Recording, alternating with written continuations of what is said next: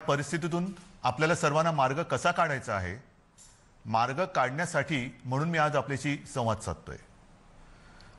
सर्वांना या गोष्टीची कल्पना आहे की आता जवळपास 1 वर्ष झालं आपण एका विचित्र विषाणूबरोबर लढतो आहोत आणि याही गोष्टीची आठवण आपल्याला असेल की हेच ते दिवस होते मार्च महिन्यामध्ये पहिला प्रथम कोविडने आपल्या महाराष्ट्रामध्ये शिरकाव केला आणि हा म्हणता एखाद्या मायावी राक्षसासारखा त्यांनी महाराष्ट्रच नव्हे तर देश व्यापून टाकला।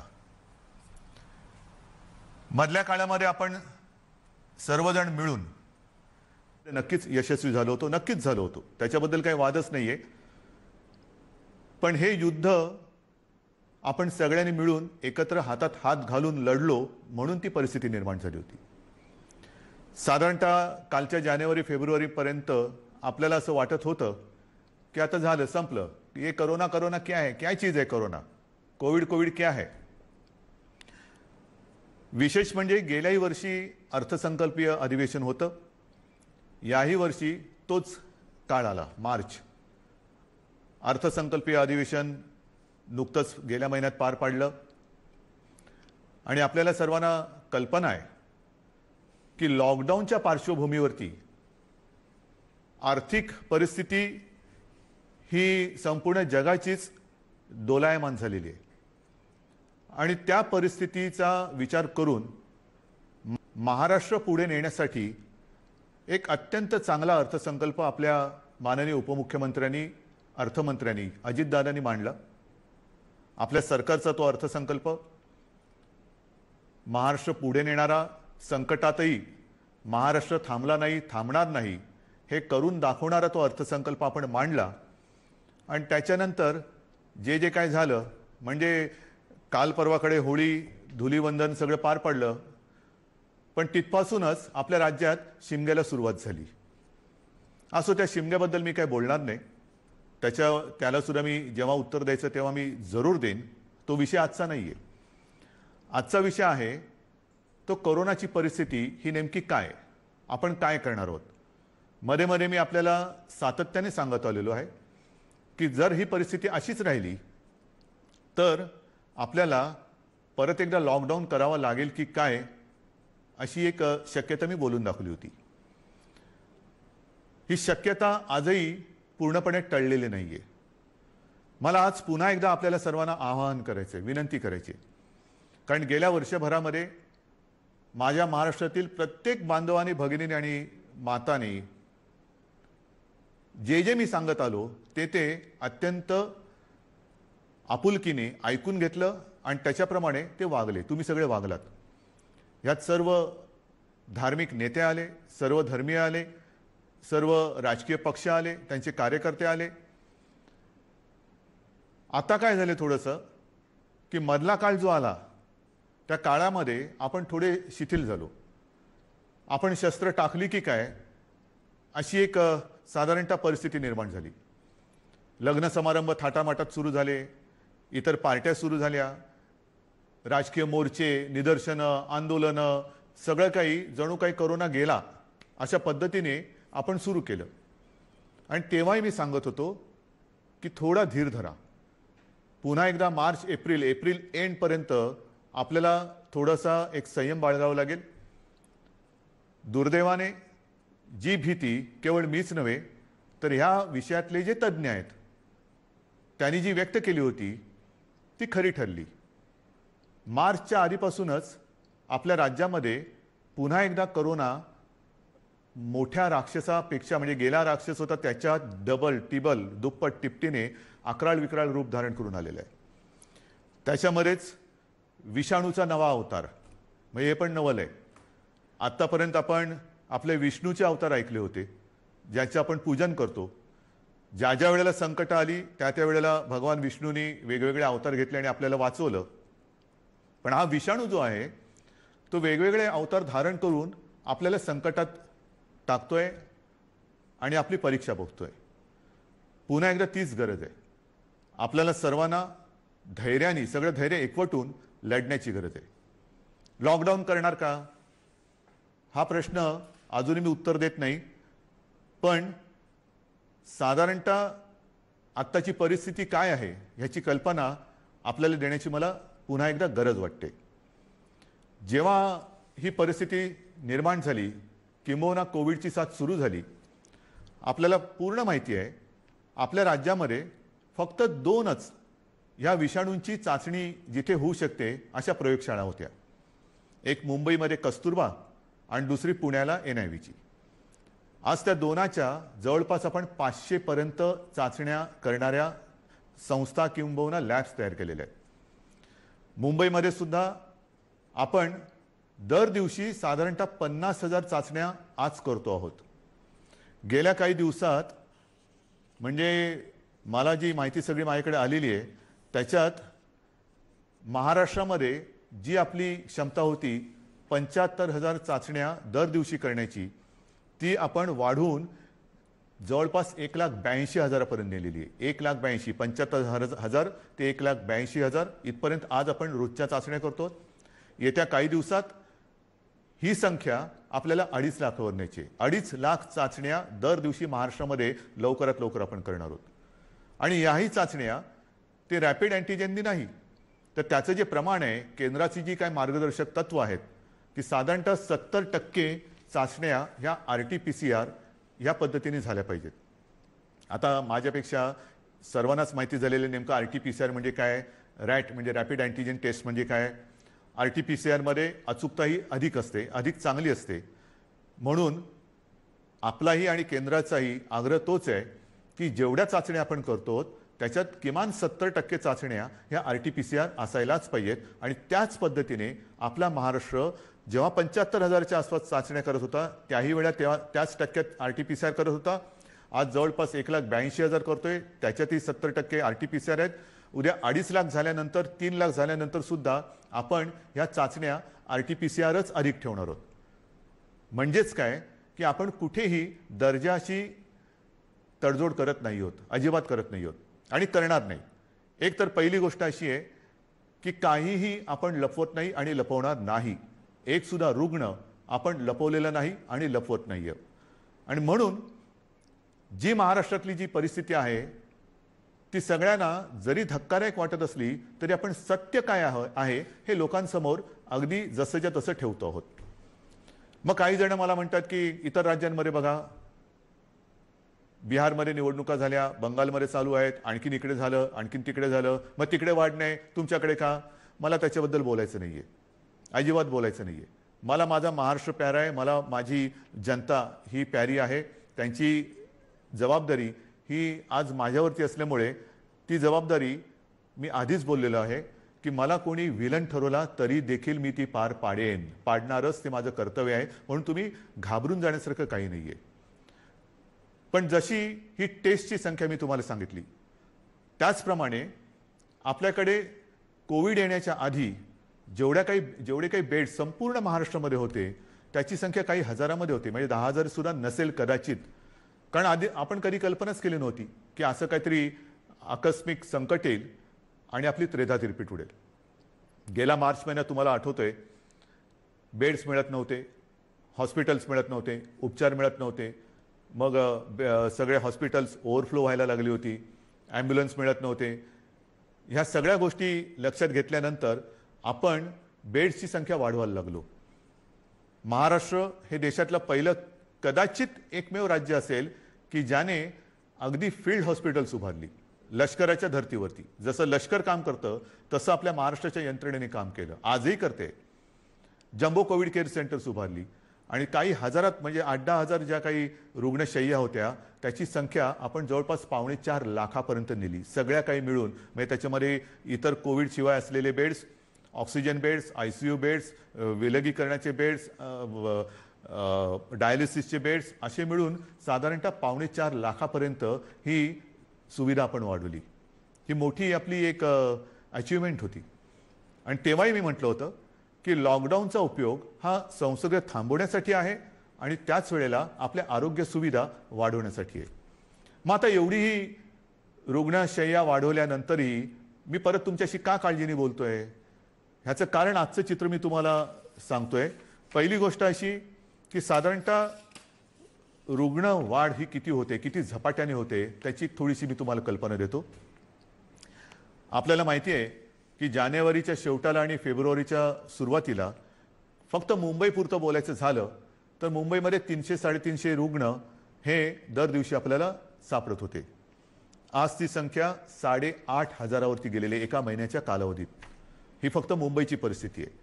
महाराष्ट्राची परिस्थिती बघितली तर 17 सप्टेंबर 2020 म्हणजे तेव्हा जरा सगळं जास्त होतं, तेव्हा 3 लाख सक्रिय रुग्ण होते. 1 एप्रिलला आणखीन त्याच्यामध्ये भर पडलेली आहे. 17 सप्टेंबरला साधारणतः 31,000 मृत्यू झाले होते, 31,351. आता 54,900च्या आसपास झालेले आहेत.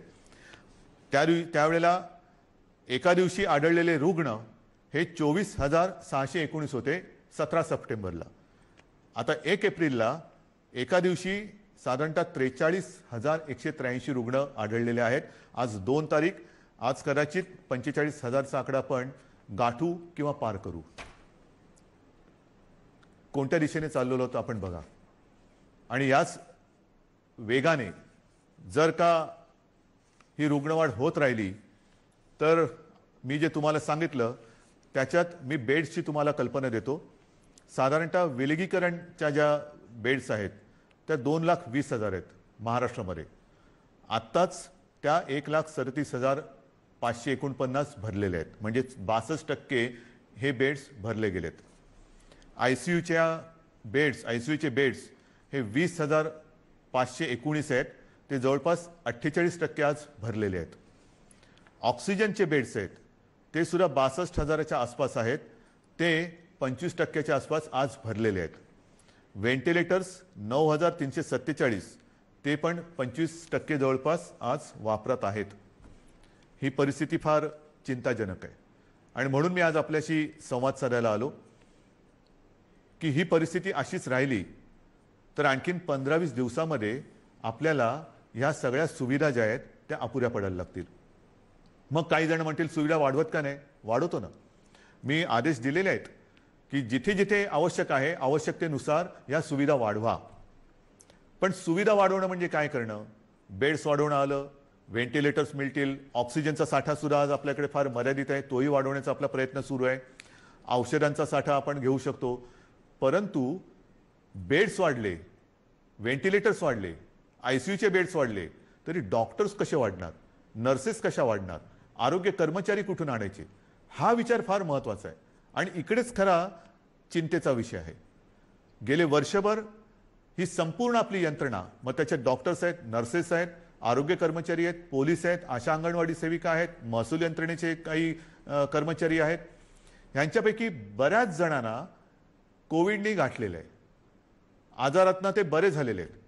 साधारणतः या विषाणूचं एक विचित्र वैशिष्ट्य असं आहे की एकदा त्यांनी कोणाला ग्रासलं की बरं झाल्यानंतर सुद्धा काही काळ हा थकवा राहतो, धाप लागते, थकवा येतो, थोडंसं अंगातली सगळी शक्ती गेल्यासारखी वाटते. मग डॉक्टर सांगतात आता तुम्ही निगेटिव्ह झालेला आहात परंतु आराम करा.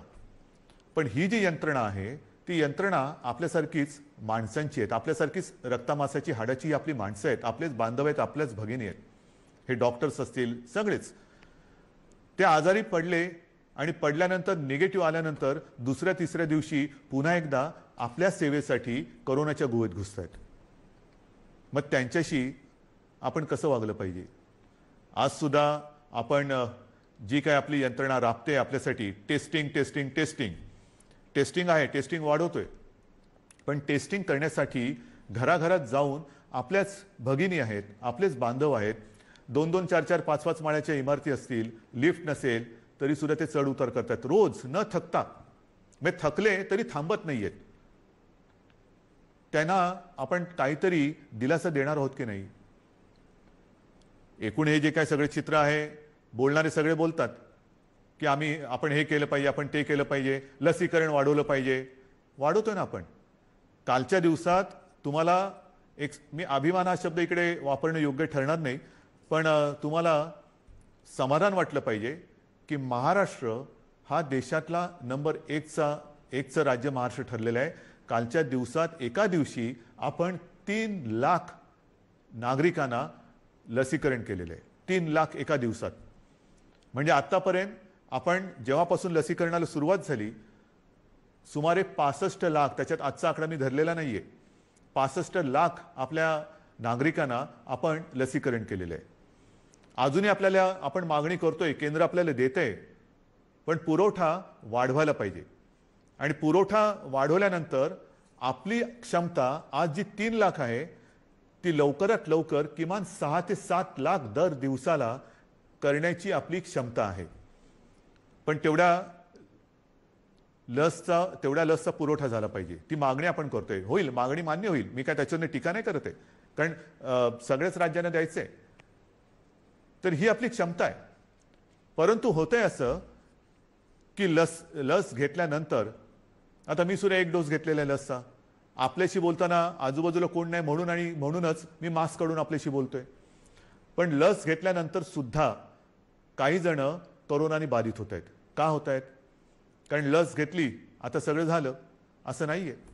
लस घेतल्यानंतर सुद्धा मास्क हा घालणं अनिवार्य आहे. मी मधल्या काळामध्ये माननीय पंतप्रधानांनी जी एक व्हिडिओ कॉन्फरन्स घेतली त्याच्यात हा मुद्दा मी काढला होता. आणि मी बोलताना असं बोललो होतो की आमच्या इथे लसचे 2 डोस घेतल्यानंतर सुद्धा आणि तो मधला कालावधी झाल्यानंतर सुद्धा काही लोकांना संसर्ग झालेला आहे. तेव्हा स्वतः माननीय पंतप्रधानांनी सांगितलं की एक गोष्ट लक्षात घ्या की लस घेतली म्हणजे कोविड होणार नाही अशातला भाग नाहीये. कोविड होईल पण त्याची घातकता कमी होईल. म्हणजेच काय की साधारणतः धुवाधार पावसामध्ये एक छत्री असावी तशी एक ही छत्री आहे, जरूर आहे. पण आता नुसता पाऊस नाहीये, वादळ आहे. आणि या वादळामध्ये लस घेणे ही एक साधारणतः आपल्याकडे छत्री आहे, त्यातल्या त्यात कमीत कमी भिजावं म्हणून. आणि लस घेणं, टेस्ट वाढवणं, रोजच्या चाचण्या वाढवणं हा उपाय अजूनही तरी मी मानायला तयार नाही. जेवढ्या आपण चाचण्या वाढवतो आहोत तेवढी रुग्णसंख्या आपल्याला कळते, उपचारासाठी आपण त्यांना घेतोय. परंतु रुग्णवाढ थांबवण्यासाठी अजून कोणी उपाय सांगत नाहीये. काय उपाय? उपाय नाहीये. पण लसीकरण करा, लसीकरण करतो आहोत. आज मी पुन्हा एकदा सांगतो, संपूर्ण देशात आपलं राज्य हे लस देणारं नंबर 1चं राज्य आहे. आजच्या दिवशी आपण 3 लाख नागरिकांना दर दिवशी लस देतोय. काल परवापासून 3 लाख हा आकडा गाठलेला आहे. परत एकदा सांगतो, लसीचा पुरवठा आपल्याला ज्या क्षणी वाढेल तेव्हा ही क्षमता आपण दुपटी तिपटीने वाढवू शकू एवढी आपली नाही म्हटलं तरी ताकद आहे, नक्कीच आहे. म्हणजेच काय की एका बाजूला आपली ही यंत्रणा ट्रॅकिंग, ट्रेसिंग, टेस्टिंग ह्याच्यासाठी बिझी आहे, दुसरीकडे उपचारांसाठी बिझी आहे, तिसरीकडे हीच यंत्रणा लसीकरणासाठी सुद्धा व्यस्त आहे. हे सगळं एकत्रित आल्यानंतर त्यांची काय स्थिती होत असेल ह्याचा थोडा आपण विचार केला पाहिजे. आणि म्हणून मला असं वाटतं की लॉकडाऊन करायचं का? इतर देशांनी काय केलेलं आहे? इतर देशाचा जर का आपण अंदाज घेतला तर अमेरिकेने सुद्धा 7 कलमी कार्यक्रम जाहीर केले आहे. त्याच्यामध्ये सुद्धा त्यांनी असं म्हटलेलं आहे की राजकारण नको, जीव महत्त्वाचा आहे, असं राष्ट्राध्यक्षांनी आवाहन केलं आहे. मला असं वाटतं आपल्याकडे सुद्धा सर्व पक्षीयांनी त्यांनी केलेलं आवाहन नाही पण निदान मी केलेली विनंती मानायला काय हरकत नाहीये. जीवाशी खेळ नको, कृपा करून याच्यात राजकारण आणू नका. ब्राझीलमध्ये तर फारच पंचायत झालेली आहे, कारण तिकडे मार्चच्या एका महिन्यात जवळपास 60,000 मृत्यू झालेले आहेत. मृत्यूदर दुपटीने वाढला आहे. बेरोजगारीची म्हणजे मृत्यू पण होत आहेत आणि बेरोजगारीची पण समस्या वाढते. फार विचित्र परिस्थिती ब्राझीलमध्ये. रशियामध्ये पण लस आलेली आहे, त्याच्यामध्ये ते थोडं लस आणि त्या लसीकरणामध्ये ते पुढे आहेत. फ्रान्समध्ये परिस्थिती नाजूक आहे. तिथेही जी माहिती मिळते तिकडे तिसऱ्यांदा राष्ट्रीय लॉकडाऊन करण्यात आलेला आहे. आणि ह्या लॉकडाऊनच्या मध्ये केवळ जीवनावश्यक वस्तूंची दुकाने उघडण्यास परवानगी दिलेली आहे. कार्यालयातील लोकांना फक्त घरून काम करावे लागेल.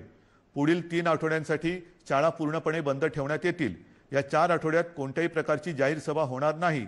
त्यांच्यावर पूर्ण बंदी असेल. कोणीही आवश्यक कारणाशिवाय आपले घर सोडणार नाही. हे मी तुम्हाला नाही सांगितलं, हे फ्रान्समधलं वातावरण तुम्हाला सांगतो. नाही तर तुम्हाला वाटेल मी आत्ताच काहीतरी लॉकडाऊन जाहीर केले काय. हंगेरीमध्ये पण वर्क फ्रॉम होम बंधनकारक आहे. डेन्मार्कमध्ये तसंच आहे. ग्रीसमध्ये हळूहळू निर्बंध हटवायला सुरुवात झालेली आहे. बेल्जियमने परत एकदा महिन्याभराचा कडक लॉकडाऊन लावला आहे. पोर्तुगाल सरकारने शहरांमधील नागरिकांची ये जा थांबवली आहे. आयर्लंडमध्ये तर डिसेंबरपासून कडक लॉकडाऊन आहे. फिलिपिन्समध्ये मनिला व आसपास परत एक आठवड्याचा कडक लॉकडाऊन लावला आहे. केनियामध्ये सुद्धा देशभर कडक निर्बंध लावलेले आहेत. यूकेमध्ये सुद्धा आता हळूवार त्यांनी 2-2.5 महिन्याचा लॉकडाऊन केल्यानंतर हळूवार निर्बंध शिथिल करतायत. जसं आपण हळूवार शिथिल केले तसंच यूके तिकडे तर 2.5-3 महिन्याचा अत्यंत कडक लॉकडाऊन होता आणि आता हळूवार ते निर्बंध शिथिल करतायत. इटलीमध्ये सुद्धा तशीच आहे. जर्मनीमध्ये सुद्धा तीच परिस्थिती आहे. पोलंडमध्ये तीच आहे. हे सगळं लक्षात घेतल्यानंतर मला माहिती आहे की लॉकडाऊन हा खूप घातक आहे. परंतु जी कात्रीत मी मागाशी म्हटलं की एका कात्रीत आपण सापडले. एका बाजूला अर्थचक्र आहे.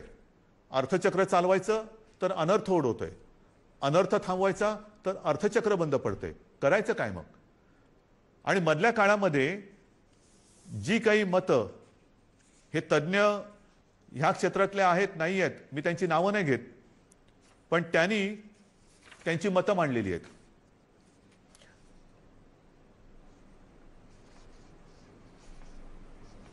सर्वसामान्यांना त्रास होईल अशी लॉकडाऊनची भूमिका, मी पक्षाचं नाव घेत नाही कारण मला राजकारण आणायचं नाही, आम्ही खपवून घेणार नाही. तुम्हाला आलेला झटका म्हणजे नियम नको. महाराष्ट्रामध्ये कोरोनाचं नाटक पुन्हा सुरू झालेलं आहे. कोरोनाच्या संसर्गाला लॉकडाऊन हा पर्याय नाही. आम्ही लॉकडाऊनला जोरदार विरोध करू, रस्त्यावरती उतरू. हिटलरसारखं वागू नका. सर्वसामान्य जनतेला लॉकडाऊन परवडणारा नाही. जनता आधीच लॉकडाऊनला कंटाळली आहे. त्यामुळे राज्यात लॉकडाऊन लावणे हा पर्याय नव्हे. लॉकडाऊन हा अंतिम पर्याय होऊ शकत नाही. लॉकडाऊन लावायचं असेल तर आधी रोजगाराचे पैसे 5,000 रुपये का काय ते थेट खात्यात जमा करा. एका उद्योगपतीने सांगितले की लॉकडाऊन लावण्याच्या ऐवजी आरोग्य सुविधा वाढवा. आता आरोग्य सुविधा मी तुम्हाला सांगितली काय परिस्थिती आहे. गेल्या वर्षभरात आपण एवढी आरोग्य सुविधा वाढवली, अजूनही वाढवतो आहे. पण मुद्दा असा येतो की हे जे काही आपल्याला सल्ले देत आहेत त्यांना मी सांगू इच्छितो हात जोडून, उद्योगपतींना सांगतो, म्हणजे त्या ज्यांनी सांगितले सगळ्या उद्योगपतींबद्दल नाही, की आरोग्य व्यवस्था वाढवतो मी, बेड्स वाढवतो, सगळं वाढवतो, पण कृपा करून रोज मला किमान 50 डॉक्टर्स, नर्सेस, आरोग्य कर्मचारी यांचा महाराष्ट्रभर पुरवठा होईल अशी काहीतरी सोय करा. कारण नुसतं फर्निचरचं दुकान म्हणजे आरोग्य सुविधा नाही आहेत. त्याच्यामध्ये व्हेंटिलेटर आल्यानंतर व्हेंटिलेटर वापरणारे सुद्धा तज्ज्ञ लागतात. ऑक्सिजन किती द्यायचा, किती प्रमाणात द्यायचा याच्यासाठी सुद्धा त्या विषयातला तज्ज्ञ लागतो. अगदी रेमडेसिवीर द्यायचं झालं तर ते कसं दिलं पाहिजे ते समजणारा डॉक्टर लागतो. ही तज्ज्ञ लोक आणि डॉक्टर्स ही कुठून आणायची? आणि ही परिस्थिती जर का बघितली तर मला तुमच्याकडनं हीच अपेक्षा आहे. जे सांगतायत की लॉकडाऊन केला तर आम्ही रस्त्यावरती उतरू, माझं म्हणणे जरूर उतरा, उतरलंच पाहिजे. पण ते लॉकडाऊनच्या विरोधात नाही, तर लॉकडाऊन होऊ नये म्हणून कोरोनाच्या विरुद्ध तुम्ही उतरा. या डॉक्टर्सना मदत करायला तुम्ही रस्त्यावरती उतरा. ज्या कुटुंबांमध्ये करते करविते ज्यांचा मृत्यू झालेला आहे त्या कुटुंबियांची जबाबदारी घेण्यासाठी रस्त्यावरती उतरा. ज्या कुटुंबांमध्ये सगळेच्या सगळे कोरोना बाधित झालेले आहेत त्यांची सेवा करण्यासाठी रस्त्यावरती उतरा. टेस्ट जे आपल्या या यंत्रणे जी करते आहे ट्रॅकिंग ट्रेसिंग त्यांना मदत करायला म्हणून रस्त्यावरती उतरा. नुसतं बोलायला ठीक आहे अमुक केलं तर आम्ही रस्त्यावरती उतरू, माझं म्हणणं तर उतराच, रस्त्यावरती उतरा. कारण आता आपल्याला ही लढाई तशीच लढावी लागणार आहे. हातात हात घालून ही लढाई लढावी लागणार आहे. अनेक ठिकाणी मी बघतोय सभा समारंभांना तुडुंब गर्दी होते, बाजारपेठा फुलून गेलेल्या आहेत. थोडंसं धीर धरा. अनेक जणांना असं वाटतंय ए मास्क काय लावतोय तू? अरे मास्क न लावण्यामध्ये शौर्य काय शौर्य? मी मास्क वगैरे वापरत नाही, मी मास्क वापरणार नाही, काय शूर आहेस? मास्क न वापरणं ह्याच्यात शूरता नाही. आणि मास्क लावणं त्याला लावायला लाजायची गरज नाहीये. परत एकदा सांगतो की वॅक्सिन घेतल्यानंतर सुद्धा मास्क हा लावायलाच पाहिजे, अंतर ठेवलंच पाहिजे, हात धुत राहिलंच पाहिजे. आणि म्हणून काही कडक निर्बंध येत्या काही दिवसात आपल्याला लावावे लागतील. ते उद्या परवाकडे मी जाहीर करेन. विशेषतः शहरांमध्ये मी परत एकदा सांगतो, जिथे जिथे अनावश्यक गर्दी होते ही गर्दी आपल्याला टाळावीच लागेल. जी खाजगी कार्यालय आहेत त्या कार्यालयांना सुद्धा आपण प्रत्येकाला सूचना दिलेल्या आहेत. सूचनावलीच म्हणा ना, की लग्न समारंभात किती लोक पाहिजेत, ऑफिसमध्ये किती उपस्थिती पाहिजे, बसमधनं किती लोक गेले पाहिजे. आता ट्रेनमध्ये मी मुंबईमध्ये मी सांगेन की मी सांगितलं होतं की पीक अवर नॉन पीक अवर आता सगळं तुडुंब भरून चाललेलं आहे, रेस्टॉरंट्स भरून चाललेली आहेत.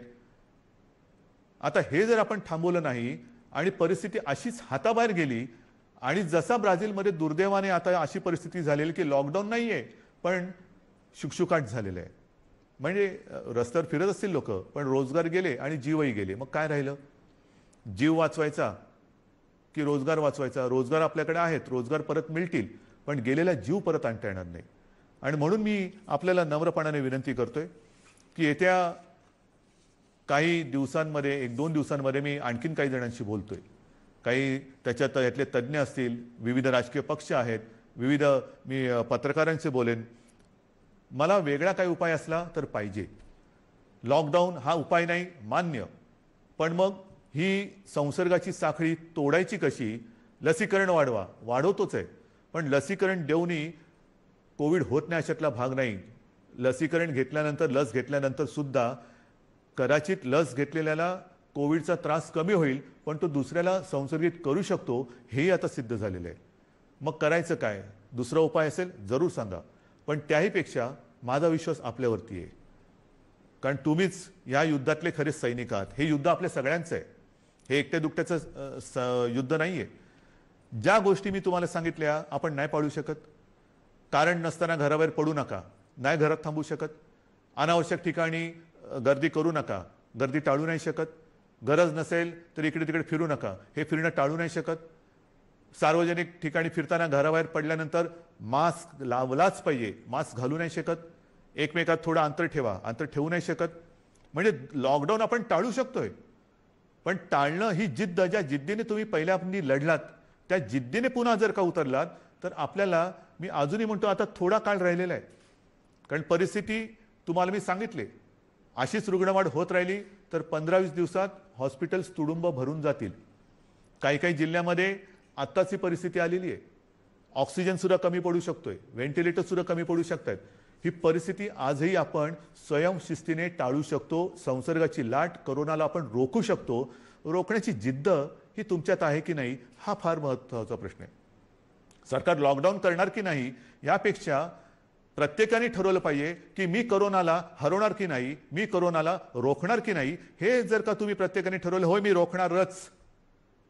कारण आपण गेले वर्षभर माझे कुटुंब माझी जबाबदारी असेल, आता पुन्हा मी प्रत्येकाला सांगितले की मी जबाबदार, माझा मास्क माझी सुरक्षा.